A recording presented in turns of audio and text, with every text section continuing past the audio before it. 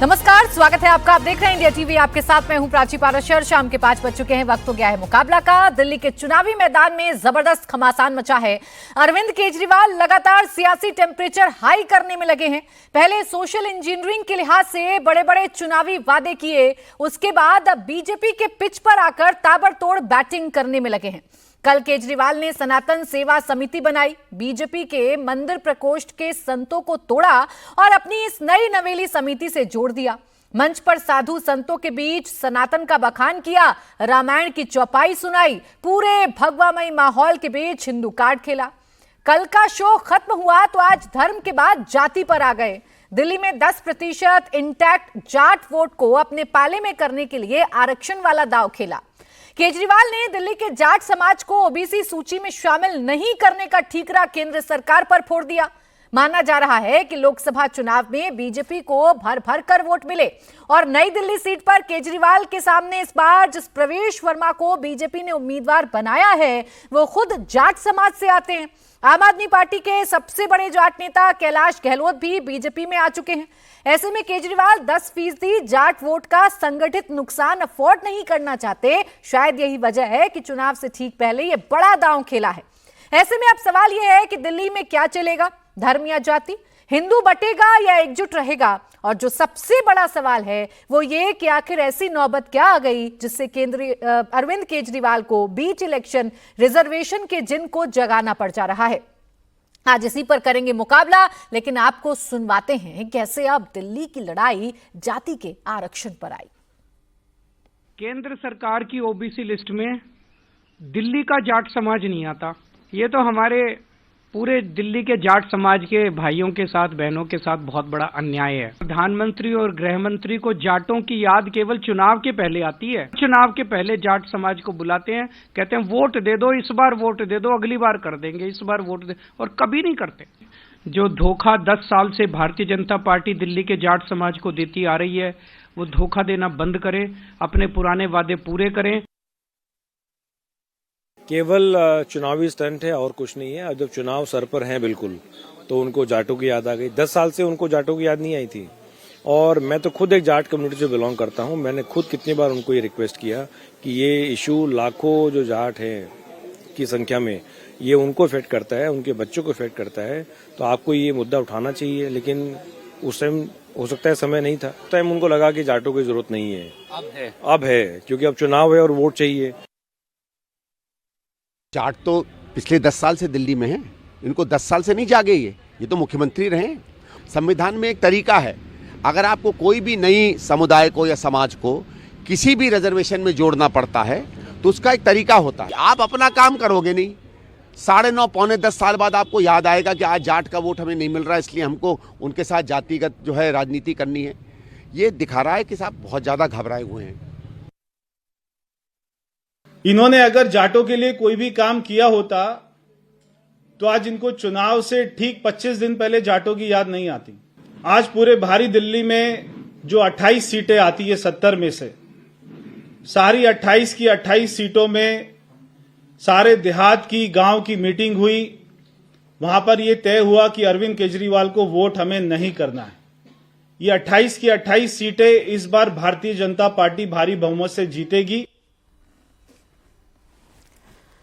अब जाटों की याद, आरक्षण की याद और साधु संतों की याद अरविंद केजरीवाल को ठीक चुनावों से पहले आ रही है, जिस पर बीजेपी चुटकी ले रही है। अब दिल्ली का दंगल में सबसे बड़ा मुद्दा क्या है, इसी पर करते हैं चर्चा। खास मेहमान हमारे साथ जुड़ेंगे। फिलहाल हमारे साथ जैस्मीन शाह, प्रवक्ता आम आदमी पार्टी, जुड़ गए। स्वागत है आपका जैस्मीन जी इंडिया टीवी पर। सवाल मेरा यही है, चुनाव से ठीक पहले जितने तीर तरकश में हैं, क्या सब छोड़ लेना चाहते हैं अरविंद केजरीवाल? चुनाव से ठीक पहले धर्म भी और जाट भी सब याद आ गए।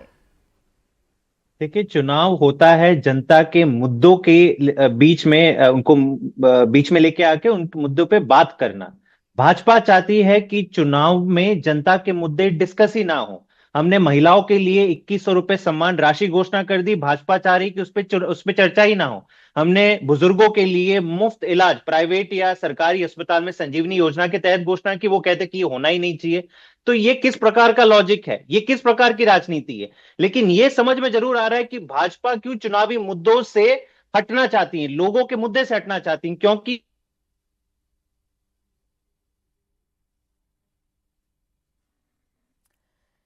ठीक है, देखिए अरविंद केजरीवाल किस तरीके से अभी चुनावी पूरी तरीके से समीकरण को फिट करने की कोशिश कर रहे हैं वो आपको समझ में आएगा। तकरीबन 82% हिंदू वोट दिल्ली में हैं और उन्हें साधने की कोशिश की जा रही है, तो 10% जाटों को साधने की भी कोशिश की जा रही है। जैस्मिन, क्या यही समीकरण है जो परेशान कर रहा है? कंप्लीट करिए अपनी बात। नहीं, मैं बिल्कुल यही कह रहा हूं कि भाजपा की बौखलाहट इसी से दिखाई देती है कि उनके पास आज कोई मुख्यमंत्री चेहरा है ही नहीं। केवल और केवल अरविंद केजरीवाल जी को गाली गलौज करना। अरे भाई, अगर हम जाटों के हित का मुद्दा उठाते हैं तो भाजपा बोले ना कि हमने पिछले 10 साल में 4 बार वादे किए हैं कि जाटों को हम आरक्षण देंगे।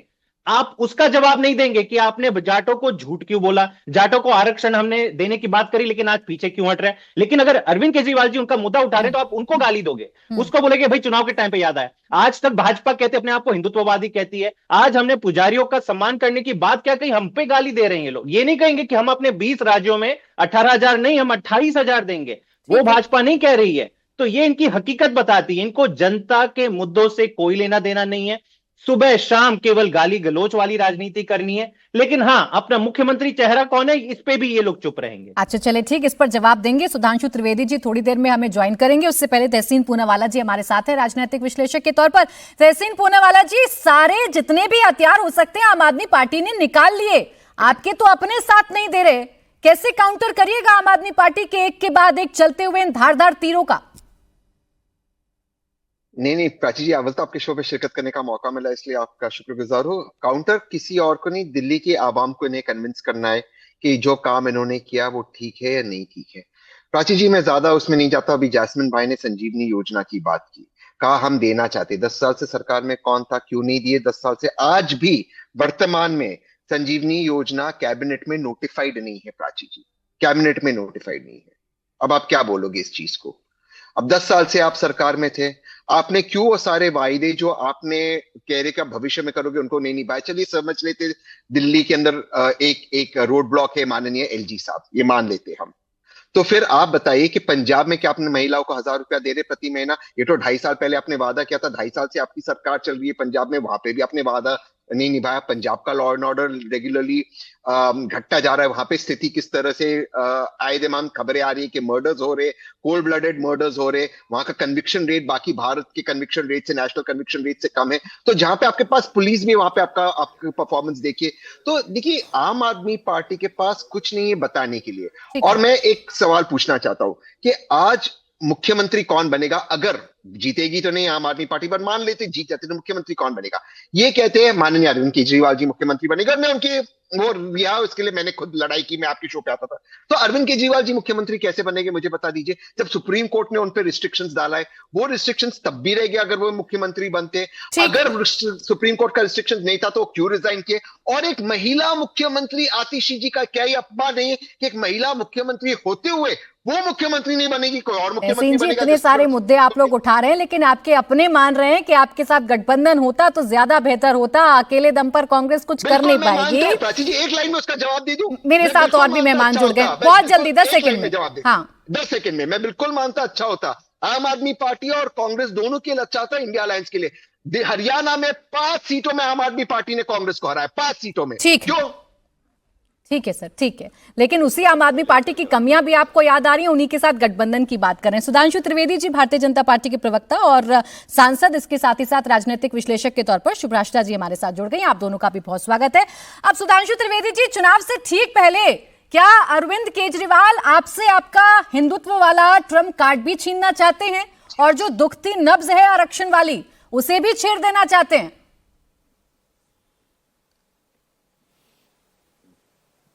प्राची जी, वास्तविकता ये है कि ये दुखती ये इको हो रहा है भाई, बहुत ज्यादा इको हो रहा है। इसको दिखाइए, पहले ही इनको पैच करके रखना चाहिए था, पैच लास्ट में करते हैं और इतना इको। ठीक है सुधांशु जी, ठीक करा। देखिए, जो इनकी दुखती रग है, अब ये समझ में आ गया है कि दुखती रग तो इनकी है।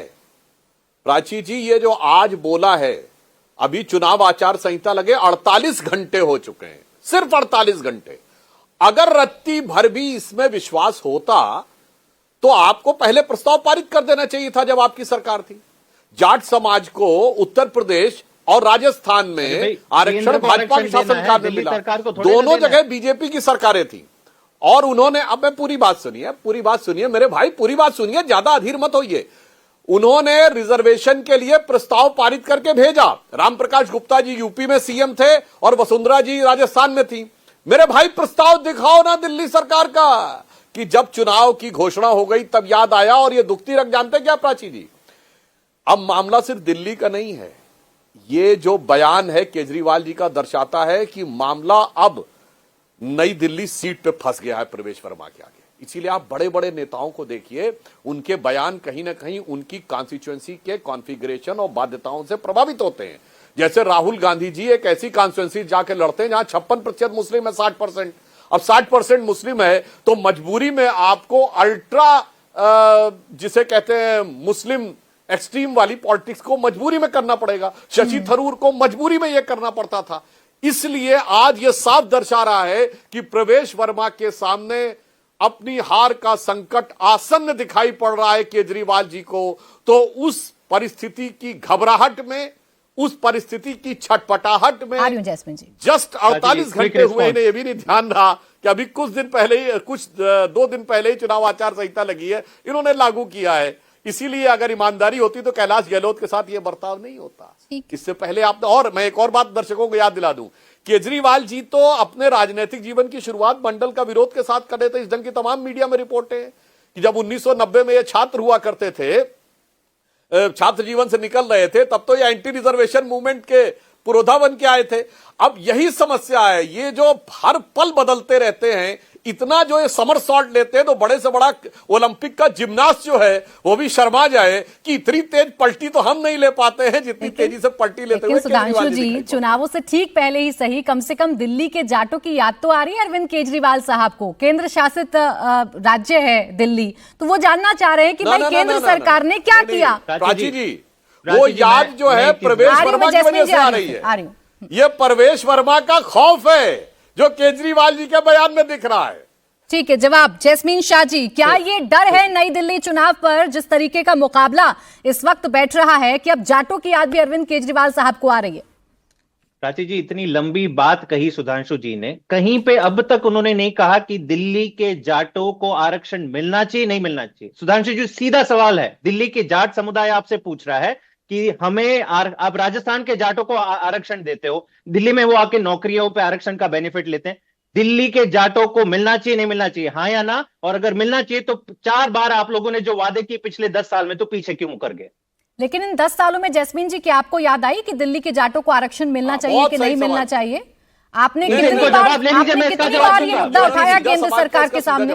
प्राची जी, मैं भी जवाब दूंगा, पहले सुधांशु जी से जवाब ले लीजिए, मैंने एक सवाल पूछा है। ठीक है, जवाब दे दीजिए सुधांशु जी, फिर मेरी बात का जवाब दीजिएगा जैस्मीन जी ने बिल्कुल सीधा सवाल किया और मैं सीधा जवाब देता हूं। बिल्कुल, जैस्मीन जी का कोई स्टेटमेंट देख ले रिवर्स करके, उन्होंने कहा दिल्ली में जाटों को आरक्षण मिलना चाहिए नहीं। दिल्ली में आरक्षण मिलना चाहिए था तो दिल्ली सरकार का अधिकार था, दिल्ली सरकार का प्रस्ताव दिखाइए। यदि सेंट्रल लिस्ट में मिलना था तो मेरे भाई आप तो कहते हो बड़ा पढ़ा लिखा मुख्यमंत्री है, तो हमारी सरकार ने प्रयास किया था, 2015 में सुप्रीम कोर्ट ने स्ट्रक डाउन कर दिया। पढ़े लिखे नहीं हो क्या? पढ़े नहीं थे क्या? कह रहे हैं। और पढ़ने के बाद 2015 से आज तक 10 साल हो गए, कुछ बोले थे? सुप्रीम कोर्ट का जजमेंट है, कहां दिखाइए? अरे मेरे भाई, यही तो मैं कह रहा हूं। आपने बोला प्रदेश में दिल्ली में मिलना चाहिए, अब मैं दिल्ली में दिया नहीं कह रहे, सेंट्रल लिस्ट में दे देना चाहिए, जबकि सुप्रीम कोर्ट का जजमेंट उसको टर्न डाउन कर चुका है। चलो पहले अपने घर में तो दे के दिखाते, बोलो भाई दिल्ली में क्यों नहीं दिया? सुधांशु भाई साहब, दिल्ली की लिस्ट में, यही कह रहा हूं ना, आपने कोई प्रस्ताव किया होता। अरे देखिए एक चीज, अगर आपने प्रस्ताव किया होता ना कि सेंट्रल में मिलना चाहिए और आपको पता नहीं सुप्रीम कोर्ट अच्छा दे जवाब दें जैस्मीन जी, जवाब हमने प्रयास किया था। ठीक है जैस्मीन जी, जवाब फिर आ रही हूं, जवाब दे दूं। हाँ दे जैस्मीन। दिल्ली की आरक्षण लिस्ट में, ओबीसी लिस्ट में जाटों को हमने शामिल किया है, वो उनका बेनिफिट मिलता है। अब सवाल यह है कि अगर भाजपा को इनको बेनिफिट नहीं देना था केंद्र की आरक्षण लिस्ट में, तो 2017 में अमित शाह ने क्यों वादा किया? 2019 में क्यों वादा किया? 3 बार अमित शाह जी ने वादे किए हैं और 1 बार मोदी जी ने वादा किया है पिछले 10 सालों में। और आप मुझे कह रहे हैं कि सेंटर का काम तो है, लेकिन जब तक दिल्ली सरकार याद नहीं कराएगी, अरे भाई हम आपको याद दिलाएंगे कि चीन हमारी सीमा के अंदर आ गया, आप जागिए और अपना काम कीजिए। सेंटर का काम है, आपके नेता जाके वादे कर रहे हैं, लेकिन फिर केजरीवाल जी आपसे काम भी करवाए, मतलब इतने निठल्ले हैं क्या केंद्र की सरकार की आपको अपना वादा तक याद नहीं है, और आप हमें कहते हैं कि भाई आपने काम नहीं किया। लेकिन जैस्मीन जी देखिए, चुनावों आज से आपका ठीक पहले चेहरा वादा याद दिला रहे हैं ना। दिखाई आप दे रहा है। मेरे सवाल का जवाब दे दीजिए, फिर उसके बाद बाकी मेहमान भी है मेरे साथ चर्चा में। सुभाष्टा जी भी है। सुधांशु जी आ रही हूँ आपके मुझे पास। कुछ कहना है। भाई 10 साल हो गए ना आपको, तो माना केंद्र सरकार कुछ नहीं करना चाहती, आपको दिल्ली के जाटों की चिंता है, तो इन 10 सालों में मुझे दिखा दीजिए ना कितनी बार आपने ये मुद्दा उठाया। मजबूर तो करिए ना, आप तो मजबूर करने वाली सरकार है केंद्र को हर मामले पर। प्राची जी हमारे क्षेत्र में जो जो काम था, जाटो लगभग बड़े जाट समुदाय जो है दिल्ली देहात में रहते हैं, पिछले 10 सालों में जो गांवों का विकास हुआ है, पाइपलाइनें बिछाई गई, सीवर नेटवर्क बिछाया गया, रोड्स पे काम हुए, सीसीटीवी कैमरा, स्ट्रीट लाइट्स, तमाम मुद्दे। दिल्ली स्पोर्ट्स यूनिवर्सिटी 2000 करोड़ का खर्चे से हम दिल्ली स्पोर्ट्स यूनिवर्सिटी वहां पे बना रहे हैं। तो जो हमारे क्षेत्र में, अधिकार क्षेत्र में हम सारे काम किए, लेकिन आप भाजपा वादे करती है हर 5 साल आके ठीक है, एक छोटा जवाब सुधांशु जी इस पर दीजिएगा। जैस्मीन जी मैं यही पूछ रही थी कि आप लोग बड़े सजग हैं और आपने ये मुद्दा आज उठाया ना चुनावों से ठीक पहले। पहले सुधांशु जी से सवाल पूछते या उनकी पार्टी से सवाल पूछते तो गंभीरता ज्यादा दिखती कि सुधांशु जी जो काम केंद्र सरकार कर सकती है कैसे करेगी राज्य की सरकार? मैं बता रहा हूं, हमने प्रयास किया और जैस्मीन जी 17 मार्च 2015 को सुप्रीम कोर्ट ने स्ट्रक डाउन कर दिया जाट समाज को ओबीसी में लाने का। हमने मराठा समाज को भी लाने का प्रयास किया था। That was also held by supreme court. मेरे विचार से पढ़े लिखे होने का दावा करते हैं, कुछ करते नहीं। और कितनी मजेदार बात है, और सुनिए कितनी मजेदार बात है इनकी। मजेदार बात देखिए, जो कहते थे हम जात और धर्म की राजनीति नहीं करेंगे, नई राजनीति का क्या चेहरा निकल के आया। नाना प्रकार के भ्रष्टाचार इनके साथ, कौनो छोड़ा नहीं है। मतलब माफिया से बतियाने से लेके, शराब के घोटाले से लेके, जमीन के घोटाले से लेके, हवाला से लेके, हर प्रकार के, यहां तक कि इनके एक नेता पे उनकी पत्नी ने कुत्ते से कटवाने तक का आरोप लगाया। ऐसे विविध भ्रष्टाचार के आरोप। इसके बाद आप देखिए, धर्म और जाति के आधार के ऊपर जो कहते थे, 2015 की चुनाव जीतने के बाद केजरीवाल का ट्वीट जाके कोई देखे दिल्ली की जनता, thanks for Delhi for defeating the caste and religion based politics. गजब। अभी हरियाणा के चुनाव में इनका ट्वीट देखिए, BJP is trying to divide between Jats and non Jats, they are trying to pay the caste politics. उफ, यहां पे आते हुए कैसे बदल जाते हैं। इसीलिए मैं कहता हूं महोदय, एक चेहरा रखिए सामने। ये बार बार बदलते हुए चेहरों के कारण समस्या होती है। आज मान सकते हैं कि आप प्रवेश वर्मा से घबरा गए हैं केजरीवाल जी। नई दिल्ली सीट के ऊपर उनको लग रहा है एक झटका तो दिया ना सुधांशु जी, कल ही एक झटका दिया है। का प्रयास करूं। अरविंद केजरीवाल जी ने कल ही एक झटका दिया है ना आप लोगों को। सनातन के कितने बड़े चेहरे हैं अरविंद केजरीवाल साहब। कल बताया ना, रघुकुल रीत सदा चली आई, प्राण जाए पर वचन न जाए, सब बता रहे हैं केजरीवाल साहब। ओहो प्राची जी, अब ये वाक्य केजरीवाल जी के मुंह से, हम कभी राजनीति में नहीं आएंगे, सारी संसद चोर है, बच्चों की कसम खाते हैं कि कांग्रेस से समर्थन नहीं लेंगे, लिखित में हम गाड़ी नहीं लेंगे, हम बंगला नहीं लेंगे, हम सिक्योरिटी नहीं लेंगे। अरे क्या कह रहे हैं, रघुकुल रीत सदा चली आई, जिन्होंने अपने वचन का कोई मान नहीं रखता। इसीलिए मैं एक और याद दिलाना चाहता हूं, अभी 2022 का चुनाव था गुजरात का, इन्होंने कहा था कि माता लक्ष्मी और गणेश जी की फोटो होनी चाहिए नोट पे। मेरे भाई जास्मीन जी, ये गुजरात का चुनाव गुजरने के बाद एक स्टेटमेंट दिखा दीजिए, एक बयान दिखा दीजिए, एक प्रयास दिखा दीजिए इसके लिए किया हो, एक नोट भी लिख के भेजा हो आरबीआई को, तो बताइए। बहुत छोटा जवाब जैस्मीन जी इस पर दीजिएगा। सुभाष्टा जी इंतजार कर रही हैं अपने कमेंट का। के बाद एकदम भूल जाते हैं। आप ये देख लीजिए कि अपने पूरे वक्तव्य में सुधांशु जी को अभी भी ये आज साफ उन्होंने कर दिया दिल्ली के जाटों के लिए कि जो भी हो जाए हम आपके लिए आरक्षण की लड़ाई नहीं लड़ेंगे, नहीं लड़ेंगे, नहीं लड़ेंगे। और मैं एक तारीख बता दूं, फरवरी 8, 2017, तारीख नोट कर लीजिए सुधांशु जी। अमित शाह जी ने दिल्ली के जाटों नेताओं के साथ मीटिंग ली थी और वहां पे उस मीटिंग में वादा किया था कि जो भी हो जाए भाजपा आपके साथ खड़ी, आपको आरक्षण दिला के दिखाएगी। लेकिन जैस्मीन जी, आपके कितने वादों की ऐसी लिस्ट है जो दिल्ली के चुनावों में खोली जा रही है? कितने ऐसे बयान हैं जो दिल्ली के चुनावों में घुमाए जा रहे हैं? वादों पर जाइएगा तो बुरे फंस जाइएगा जैस्मीन जी। सुभाष्टा जी, जाटों की बात तो कर लेना, लेकिन बिल्कुल करिए सर, बिल्कुल करिए, लेकिन चुनावों से ठीक पहले, है ना। अब देखिए सुभाष्टा जी, आप ही बताइए कौन कितना हितैषी है सनातन का और कौन कितना हितैषी है जाटों का, कम से कम दिल्ली के चुनावों में? प्राची जी, सनातन और जाटों के विषय में हम बाद में आएंगे। पहले मुझे इस ये जो टॉपिक आज आपने फ्रेम किया है उसकी फ्रेमिंग से और आम आदमी पार्टी की राजनीति पे मैं स्पेसिफिक कुछ सवाल पूछना चाहती हूँ। ये बात सच है कि अरविंद केजरीवाल नई राजनीति लेकर आए थे। ये बात भी सच है कि बहुत सारे युवा, जिसमें हम जैसे युवा भी थे, हमें लगा कि शायद केंद्र में अलग राजनीति होगी, भाई स्टेट में अलग टाइप की राजनीति होगी, शायद इससे देश का भला होगा। मैं आपसे पूछती हूँ प्राची जी, टैक्स पेयर के पैसे पे दिल्ली डायलॉग कमीशन करके एक बहुत बड़ा एक इंटेलेक्चुअल फोरम बनाया था अरविंद केजरीवाल जी ने। उस फोरम में बहुत सारे ऐसे ग्रेजुएट्स थे जो बाहर की यूनिवर्सिटीज से सोशल साइंसेस पढ़ के आए थे।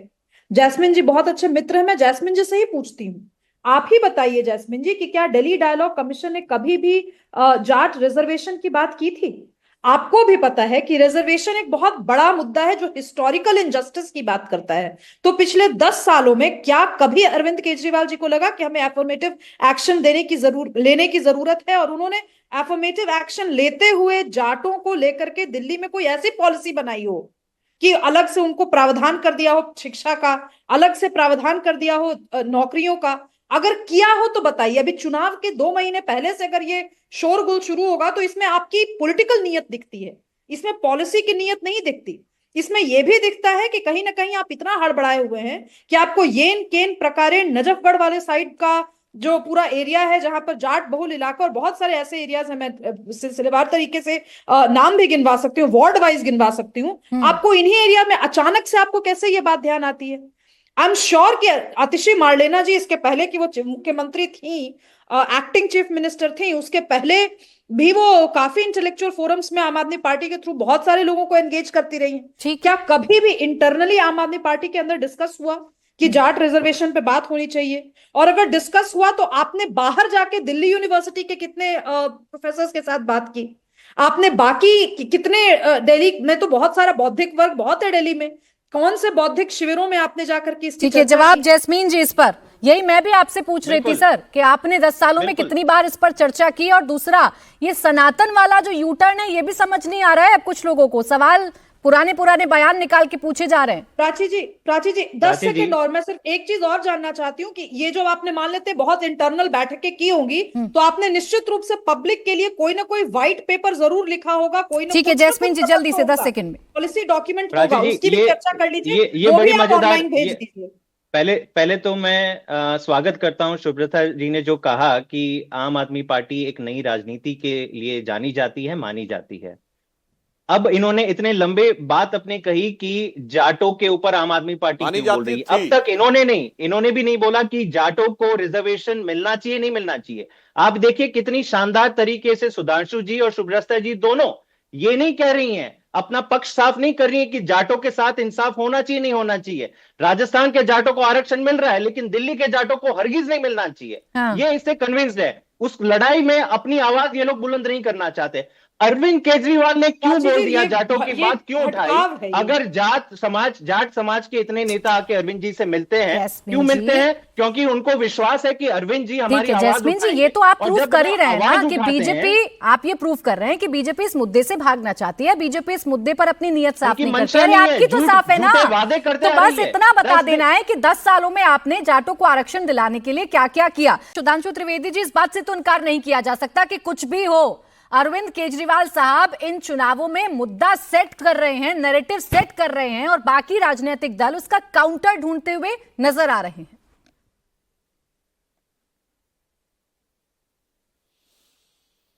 नहीं, मेरा यह मानना है कि अरविंद केजरीवाल जी इन चुनावों में पूरी तरीके से अपसेट हो चुके हैं। सेट कर रहे नहीं है प्राची जी, अपसेट हो चुके हैं और अपसेट में उनकी सेटिंग इतनी डिस्टर्ब हो चुकी है कि उन्हें समझ में नहीं आ रहा कि मैं इसको सेट करूं कि उसको सेट करूं। जब मौलवियों ने कहा कि उनको 17 महीने से तनख्वाह नहीं मिल रही तो उन्होंने कहा चलो पुजारियों को देने की बात करते हैं। अच्छा, बात क्यों की? आचार संहिता 2 दिन पहले लगी, आप दे देते। अब जाट समाज की बात आई तो हम आज तक कहना चाहते हैं मेरे भाई कि जाट समाज के लिए आपने चलो कुछ नहीं किया। जाट समाज का वैसे तो यह कहना उचित नहीं लगता है, परंतु सबसे सम्मानित पद पर बैठा हुआ कोई व्यक्ति है आज की डेट में तो देश के राष्ट्रपति, महामहिम उपराष्ट्रपति, महामहिम जगदीप धनखड़ जी। उनको क्या क्या अपमानित नहीं किया आम आदमी पार्टी के सांसदों ने? किस बदतमीजी से उनके साथ बिहेवियर किया है, किताबें फेंकी हैं, नृत्य किया है, अपशब्दों का प्रयोग किया है और उनके खिलाफ अविश्वास का नोटिस दिया है। बताइए साहब, इतनी बड़ी अगर आपके मन में इच्छा थी, आपके मन में ऐसा कोई भाव था, तो अपनी पार्टी के अंदर कैलाश गहलोत को किस ढंग से आपने ट्रीट किया और देश के दूसरे नंबर के बड़े संवैधानिक पद पर बैठे हुए व्यक्ति को कैसे ट्रीट किया, इससे बहुत साफ दिखाई पड़ जाता है कि आपके मन में क्या था और वास्तविकता में क्या था। इसीलिए साफ समझ में आता है कि अगर आपकी इच्छा होती तो आप एक प्रस्ताव पारित करके, और चलिए जो शुभ्रास्ता जी ने कहा, आप ये कह रहे हैं तो आप तो बड़े पढ़े लिखे बनते हैं ना, आपने कोई सोशल असेसमेंट और सर्वे करा के रखा है, सामने रख दीजिए कि हमने दिल्ली का ये सोशियो इकोनॉमिक असेसमेंट करा के रखा था जिसमें ये फैक्ट्स निकल के सामने आए हैं कि जाट समाज की स्थिति ऐसी ऐसी है या अमुक अमुक समाज की स्थिति ऐसी ऐसी है, इन्हें सेंट्रल लिस्ट में मिलना चाहिए, दिखाइए। कुछ नहीं है।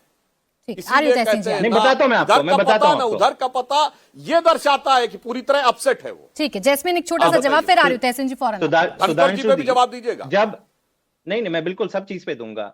फरवरी 8 2017 में जब अमित शाह जी यूपी चुनाव के पहले सारे जाट नेताओं से मिले थे और चौधरी बीरेंद्र सिंह जी के घर पे मिले थे, मैं एकदम स्पष्टता से बताऊं कहां पे मीटिंग हुई थी, तब उन्होंने दिल्ली के जाट समुदाय को वादा किया था कि जो भी हो जाएगा अमित शाह आपके लिए आरक्षण लेके ही आएगा। तो आपने क्या सोशियो इकोनॉमिक सर्वे करके ये वादा दिया था? क्या आपने सुप्रीम कोर्ट के जजमेंट पढ़ के ये वादा दिया था? वादा तो दे दिया था ना। उसके बाद 2019 के लोकसभा चुनाव के पहले जब प्रवेश वर्मा सांसद की टिकट के लिए आ गए थे तो उनके घर पे मीटिंग हुई थी, सैकड़ों जाट के नेता आए थे, अमित शाह जी आए थे, तब भी अमित शाह जी ने यही वादा किया, अरे भाई साहब आप निश्चिंत रहे, अमित शाह जी का वादा है, प्राण जाए पर वचन ना जाए। क्या हुआ उसका? वो वादे के पहले आपने सोशियो इकोनॉमिक सर्वे कराया था। 2022 में अमित शाह जी ने वापस दिल्ली के जाट लीडर के साथ मीटिंग करी थी, तीसरी बार बोला अरे चलो 5 साल बीत गए, अब अगले 5 साल में हम कर ही लेंगे। 2024 का चुनाव आ गया, तब क्या सोशियो इकोनॉमिक सर्वे किया था? तो ये जो आपकी, देखिए ये नियत की सवाल है, काम आपको करना है। आपको पता है केंद्र सरकार का ये काम है, वादे आप करते जाते हो, लेकिन आज टीवी शो में आके बोलते हैं जितनी कि हमारे डेट्स पास आपको सोशियो याद है इकोनॉमिक जैस्मीन सर्वे जी, नहीं है। उतनी डेट्स याद हमारे एक बार पास करके इतनी बताइए डिटेल्स नहीं सुधांशु जी को कि आपने कितनी कितनी बार वादा इनको याद दिलाया। और ये वादे मुझे ठीक वैसे लग रहे हैं ना, जैसे यमुना को साफ कर देंगे, प्रदूषण कम कर देंगे, उस वक्त आपने भी नहीं बताया था कि इसमें किंतु परंतु है कि केंद्र सरकार हमें करने नहीं देगी। गलत है, इसमें कोई अंतर नहीं है। आज भी हम कहते हैं कि यमुना की सफाई का काम अधूरा रह गया, काफी प्रोग्रेस हुई है। पहले 350 MGD पानी साफ हुआ करता था, सीवेज वाटर, आज 600 MGD। कहा था लेकिन ये पूरा लोग कहने से ही यमुना को मानते हैं। साफ ये तो कर कहते देंगे, भाई अब हमने आप कोई वादा एडमिट ही नहीं करते हैं किया। अधूरा रह गया, यानी आप आपके झूठे काम अभी वादे- अधूरे हैं। चलिए तहसीन जी को कुछ ना। चर्चा में ला रही हूँ, फिर मैं आ रही हूँ उसके बाद सुधांशु जी आपके पास। तहसीन पूनावाला जी, कम से कम कुछ बात तो है कहने के लिए, चाहे बीजेपी हो चाहे आम आदमी पार्टी हो। केजरीवाल साहब तो आज कह रहे थे भाई टक्कर अगर है, अगर फाइट अगर है या चुनाव अगर है तो 2 लोगों के बीच में है, आम आदमी पार्टी और बीजेपी। कांग्रेस के तो गिन भी नहीं रहे वो। नहीं, वो केजरीवाल साहब का अधिकार है कि वो कांग्रेस को ना गिने, वो ठीक है, वो उनको जो कहना है। लेकिन 2 सवाल अगर जैस्मिन भाई कहते, कांग्रेस के वोटर्स और ये सब जानते, जो भी पॉलिटिक्स में थोड़े बहुत जानकारी रखते और इंडिया टीवी के सभी दर्शक और यहाँ पर जो विद्वान पैनल है वो जानते हैं कि कांग्रेस के वोटर्स आम आदमी पार्टी की तरफ आकर्षित हुए। बीजेपी का जो कोर वोट है वो बिल्कुल उनके पास ही रहा है। तो अब मैं स्पेसिफिक सवाल पूछता हूँ जैस्मिन भाई से। कांग्रेस के वोटर्स गए ना, लड़ाई सिर्फ 2 पार्टीज के बीच में, भाजपा और आम आदमी पार्टी से माननीय अरविंद केजरीवाल जी कहते। तो वक्फ बोर्ड पे आम आदमी पार्टी का क्या स्टैंड है? यूसीसी पर उनका क्या स्टैंड है? साफ साफ बता दीजिए।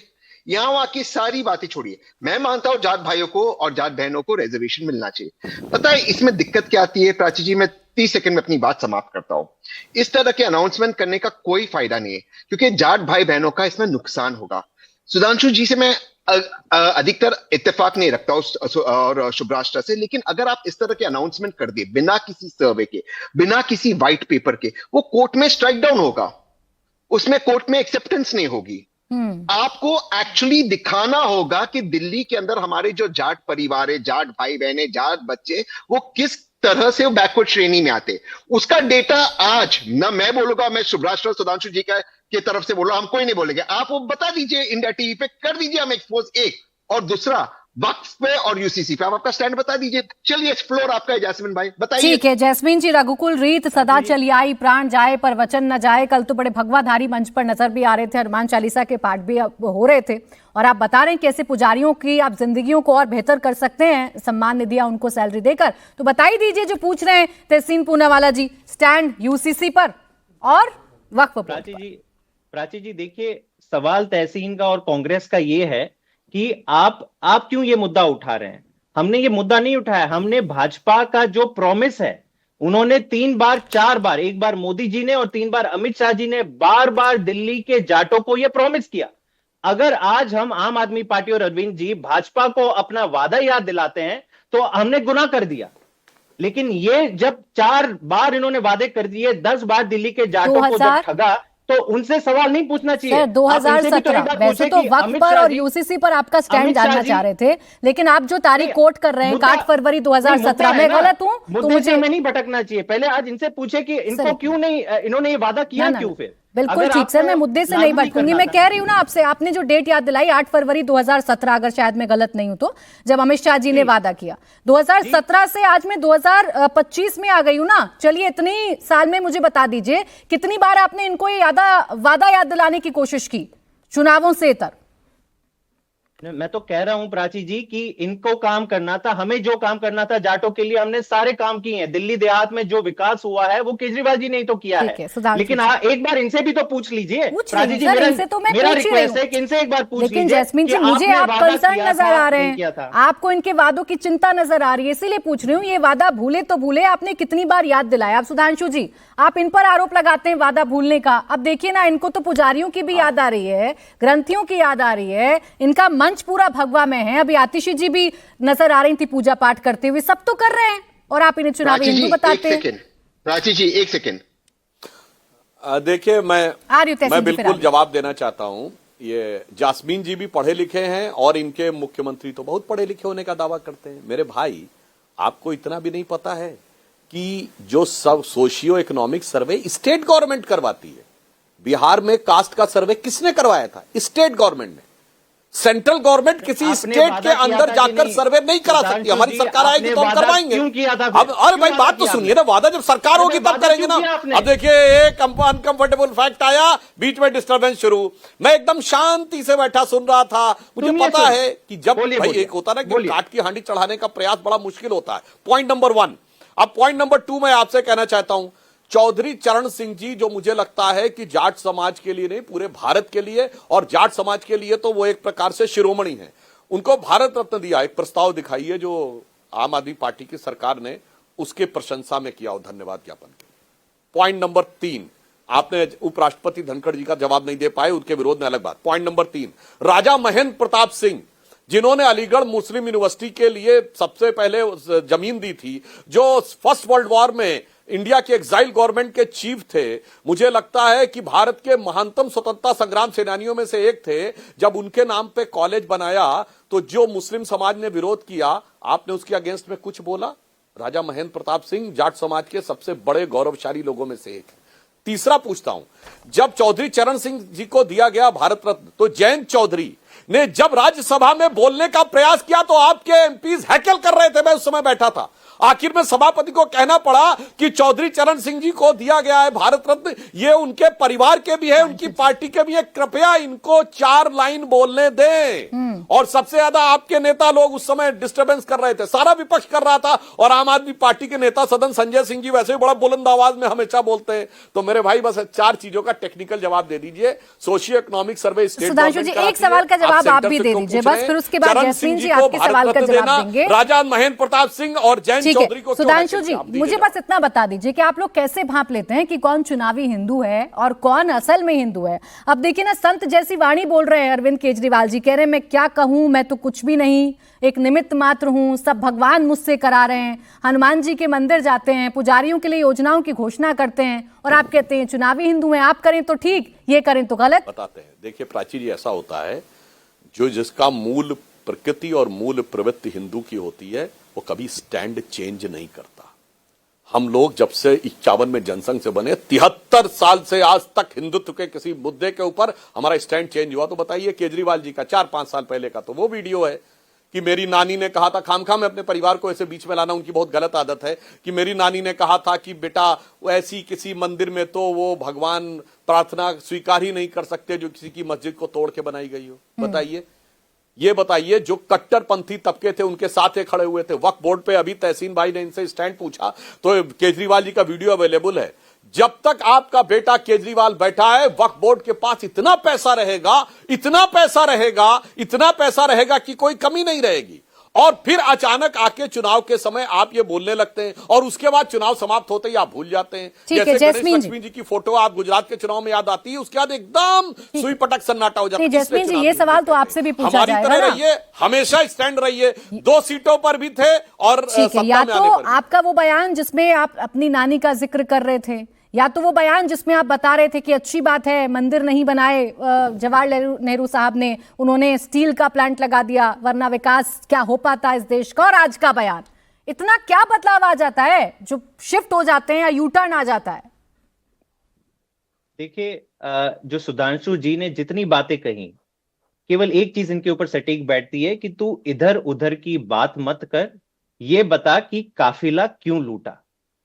अब तक आप ये नहीं बता पा रहे हैं दिल्ली के जाटों के लिए कि क्या आप उनके आरक्षण की लड़ाई लड़ेंगे, नहीं लड़ेंगे। अरे फला टाइम में फला हो गया था, इस पे आपने ये किया था। अरे दिल्ली के जाट पूछ रहे हैं कि आपको वोट डालें भी बीजेपी को क्यों डालें। अब आपने पुजारी सम्मान योजना की बात कही, मुझे इतना दुख होता है कि ये हिंदुत्व की बात करते हैं प्राची जी, लेकिन जब पुजारियों को कोई सम्मान देता है तो इनको इतनी नफरत क्यों होती है, घृणा क्यों होती है। हम तो कह रहे हैं ना कि चलो हमसे बन पड़ा, हम 18,000 रुपए की सम्मान राशि पुजारियों और ग्रंथियों को दे रहे हैं। अगर इतने बड़े हिंदुत्ववादी हैं, इनकी 20 राज्यों में सरकार है, कोई पैसा कम नहीं है, केंद्र में सरकार है, 45 लाख करोड़ का बजट है। मेरे पास समय बिल्कुल खत्म हो रहा है, 10 सेकंड तहसीन जल्दी से बोल दीजिए। तहसीन जी, अरविंद जी को गाली दोगे, आप चाहते हो कि यहाँ के पुजारियों को सम्मान ना हो, इतनी घृणा क्यों है आपको? प्लीज, अगर मैं बात रख दूं अपनी, बोले। हमारे पुजारियों ग्रंथियों को पिछले 10 साल में क्यों सहायता उनकी नहीं की? आपने मौलानाओं की, फिर 17 महीने पहले मौलानाओं का बंद कर दिया। प्लीज जैस्मिन भाई प्लीज। और जैसे आप, क्योंकि मैं धर्म और जाति की राजनीति नहीं करता, क्योंकि आप जाट भाइयों बहनों को ले आए, मैं पूछता आपको मुसलमानों का वोट चाहिए, आप वक्फ बोर्ड पे स्टैंड अभी बता दीजिए, उनको 5 सेकंड दीजिए, बताइए स्टैंड क्यों आपको मुसलमान वोट दे, आप बताइए, वक्फ पे स्टैंड बताइए। जैस्मीन जी जल्दी।